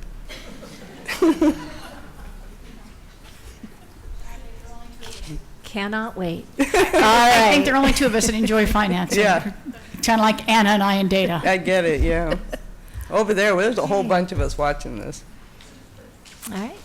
Any questions? Board Member Kravitz, I don't see your light, but wave your hand. Go ahead. Oh, sorry. I noticed that we've spent how much on textbooks? I'm sorry, I'm Oh, well, see, this is a textbook line here, so there's $500,000. Now you have library materials. Okay, that's okay. That's what I wanted to know about the textbooks. Because if I recall correctly, and correct me, because my recall may not be correct. Yes. When we had a discussion about processes and getting things out of warehouses into schools, there was a comment made that there were books sitting in warehouses that weren't getting where they needed to go. So what is the new process to make sure that those textbooks that we've just spent all that money on are getting into our schools and are not sitting somewhere and that they're actually being used? Yep, so we have a process of where they come in and they're tagged. Why can I not think tonight? What's the tag? Either put a code on there. Barcode, thank you, barcode. Yes. Yeah, I get Barcode, it. and then they're scanned in through Destiny and they're checked out and teachers know it's there. And we're in the process right now of gathering all the special education materials and barcoding them with a separate tag so that the special education teachers know that all the material that's there for them as well, because that has not been put into Destiny. So if you're a special ed teacher looking for materials, you don't know they're there, but they will be. So we're gathering all of that and putting it together for teachers as well. But we have everything in the warehouse tagged and available. And so what is approximately the turnaround time for the time that the books hit the warehouse, they're tagged, and then how are teachers made aware that those textbooks are now available to them and can get into the classroom? Ms. Redner, would you like to answer that question? I just pay the bills. Executive Director of Curriculum. Good evening. It's less than a 48-hour turnaround. Once they come in, Excellent. they get tagged, they go out, they're shipped, we drive them out to where they need to be. So they've already been earmarked for certain locations. It's not Absolutely. like, teachers, these books are here. Okay, all right. No, we connect it right to their schedules and what they're teaching and the Okay. book that's required for it, and materials as well. And earlier this year, you had a teacher that expressed they needed some new textbooks. Within a 1-week period, as soon as we found out, it got ordered, and within 5 days, they were here, delivered, and in the classroom, which is an amazing turnaround. That's just almost like Amazon Prime. Okay. Almost. That would have been You're setting the bar a little bit high, but. Well, it's close, but Trying. for schools, it's, the school version. Okay, thank you. Maybe with a drone. Can I get a drone? No. All right. Okay. Board Member Hartman? Ms. Smith, thank you for all the work. I just wanted to acknowledge that you know, it's been stated that sometimes the observation is the board doesn't have a lot of comment. Well, it's because there's a lot that goes on behind the scenes. So I just want to thank you for taking the time. I know you met with board member Beckham and myself and made the comment, if I can get this by the two of you, probably everyone else will be satisfied. So I am kind of interested in how everyone else feels about it. But I think this is really well done. It's very complex, what you and Mr. Hartwell are managing. And I love it when it's on one sheet. Yes, I understand. And it tells the story. Yes. So really well done. I know a lot of work goes behind this. And when you make it look so simple, sometimes people think it's don't easy. Understand all the work that went behind it. So just thank you for taking the extra time, and well done. Well, thank you so much. And I really do appreciate that the two of you were willing to come in on Wednesday for a little over 2 hours and filter through the sands of time to come up that's something the public can easily grasp and keep all the fingers in the pot. So thank you. President Perleberg, Governing Board, I think to clarify that just a little bit more, this is a working board who takes its roles very serious and helps us communicate to the public because you represent the public. So we want to thank you for always being willing that we pick the phone up, we call you and say, would you spend a little extra time so that when we get up here and do the presentation makes more sense. So whether it's, and yes, Ms. Kirby, thank you for all the work with data, and Dr. McCauley and I, and it was just a week and a half ago that a couple board members went down to an architect's office and helped us look at some plans to put another set of eyes on them. So all of you give extra time beyond these meetings, and I want to thank you for that because it really helps us get better at what we do. Board Member Kirby. Thank you. I want to address the comment as well that the board's not asking as many questions as they used to ask. The difference is that I can pick up the phone and ask Ms. Smith a question about the presentation we're going to see publicly in 3 days, or I could ask Dr. McCauley a question. And then what I do as a board member is I take those answers and I spot check them throughout the district. I might spot check them against another report that has already been presented to us, or I might spot check that answer with a principal. For example, the goal discussion we had tonight. What Dr. Birdwell had previously shared with me as a board member of how this whole goal process was going to cascade, I have been spot checking that with principals. They are all on the same page. So when I get here at the dais and we have the presentation on the goals, I've heard it before, I've seen it in action, and it is being consistently understood and applied through the district. So therefore, as I sit up here as a board member, I don't have as many questions as I might have had time prior in a previous life. So it's, and also I want to address what Dr. Birdwell said about the board members having different roles. I know that board member Hartman and Beckham spent some time with you, and Mr. Hartwell, I believe. Yes. I know they're both very passionate about what they want to see in this document. I am passionate too, but I know they're going to do the heavy lifting. And we, as a board, collaborate as well. And that's where I step back and say, they're going to ask all the questions that need to be asked. I trust them to push and push and push. And then when it comes here tonight before me, actually the work study was the first time we saw this, yeah, that made a whole lot of sense to me. Okay. So it's different. I will acknowledge it is different, but it doesn't mean it's failing. It's actually functioning at a much higher level.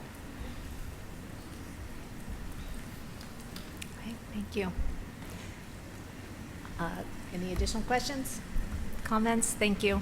You're welcome. I would concur as a board member, fellow board member, with that assessment there of the past and the current situation.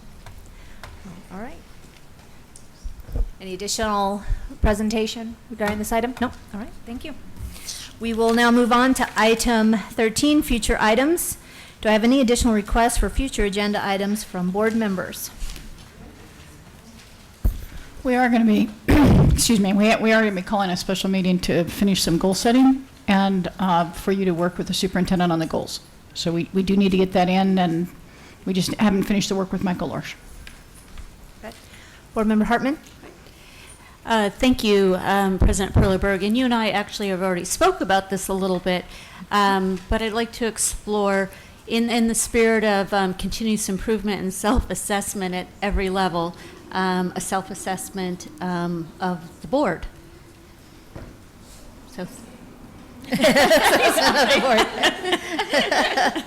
Yeah, we just had a good one. It's fine. We're good. No. Okay. I agree. I think that would be very helpful. I'm going to throw out something, unless there's anything further. And I'm not even sure that I want to call this a future agenda item, but I'd like to challenge administration to possibly come up with a productive format in connection with our principals for us to discuss site morale and issues that, you know, we obviously do hear about at this level. And I'd like to try and come up with a format, again, where our principals can come to us, discuss what's happening at their sites and with administration. So I'm just going to challenge administration and our principals to think about the most productive way our board can have that conversation, and maybe bring that back in the very near future. Put that out there. All right. Okay, if nothing further, then we will move on to item 10, dates of upcoming meetings. Thursday, October 5th, 2017, 3 p.m., Governing Board special meeting at Mojave District Annex. Tuesday, October 17th, 2017, we are back here at 5 p.m. for our regular Governing Board meeting at Coronado High School. That brings us to item 12, Governing Board reports. Do we have any Governing Board reports? Board Member Kirby. So to continue on what I just said, I had the opportunity to do a work with Dr. McCauley and the leadership, site leadership from Tonalea K-8, and one of their, what is the term you called them, where you had that, the lightning round. Fascinating, fascinating. And I'm sure no lightning round looks the same, because it was a very fluid conversation about the specific information related to Tonalea K-8, and I was fascinated. I tried really hard not to talk too much and just listen, but I want to thank you for that. And it was just, it was truly seeing this document that will be this continuous improvement plan. It was being born in that meeting. It was beginning to come to life, and it was time well spent. So thank you all for letting me sit in. Thank you. Board Member Hartman. Right, just a couple of items I wanted to share with the community. The Scottsdale Chamber of Commerce has announced a new partnership with Scottsdale.com that will benefit BUS and the students of Scottsdale Unified School District. It's actually a unique travel plan that, with American Express, offer to all Scottsdale Chamber members. And 20% of all the revenue generated from the program will be donated directly to BUS. So a big thank you to the Scottsdale Chamber of Commerce and BUS. On the subject of BUS, the BUS is working on the business community breakfast at Skysong in November. Some more details and dates to come. Also, I had the opportunity, along with Board Member Beckham, to attend the ASBA Law Conference on September 7th and 8th, and represented SUSD at the Legislative Agenda Delegate on September 9th. And I'm happy to report that our top 4 priority items were on the list, and it really was a terrific training opportunity. Also had the opportunity to attend the Cheyenne groundbreaking ceremony on September 6th, which was a lot of fun. Had to watch out for the flinging shovels of dirt. Did that along with Board Member Kravitz and Kirby as well.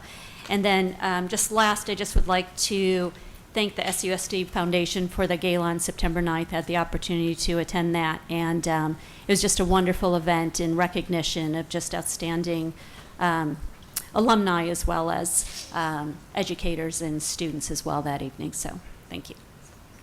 Thank you. I think we all enjoyed that event, very much so. All right, any additional comment? Oh, Board Member Beckham. I just wanted to share part of the experience that Board Member Hartman and I had at the ASBA, which is, for those who don't know, the Arizona State Board Association Law Conference that we attended last week. And I had the pleasure of hearing two nationally acclaimed authors and researchers on adolescent behavior. So I wanted to share with you that their books and their names, in case any of the educators would be interested in reading it. And also wanted to, for the community, as a parent, I'm really looking forward to reading their books. But the authors are Rosalind Wiseman and Peg Tyre. And I had, just leaving those talks, had a better understanding of the teenage brain, behaviors, and their learning capacity. So it really was geared towards educators. And so just want to pass along their names. I also had an opportunity to go to breakout sessions and got to learn about some innovative methods for restorative justice, data governance, and the responsibility of the approval process for the governing board, and the continued importance of open meeting laws and social media responsibility. But what I really wanted to share with you is I was able to, in one of those breakouts when we talked about data governance, briefly ask what SUSD is doing in that area. And I found out that our district is on the positive side of that learning curve.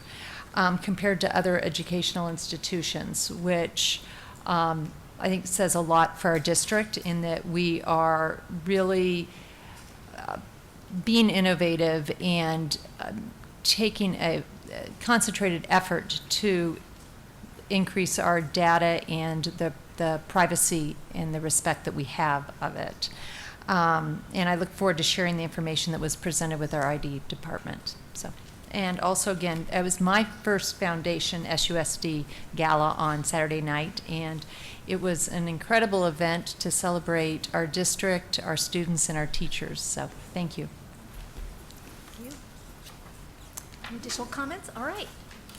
Well then, I will note regarding our board's continuous improvement plan, it is 7 p.m. and I am asking if I have a motion to adjourn. So moved. Thank you, Board Member Kirby. Do I have a second? Second. Thank you, Board Member Kravitz. Beckham, all in favor? Aye. Aye. Motion passes 5-0. Everyone have a good evening.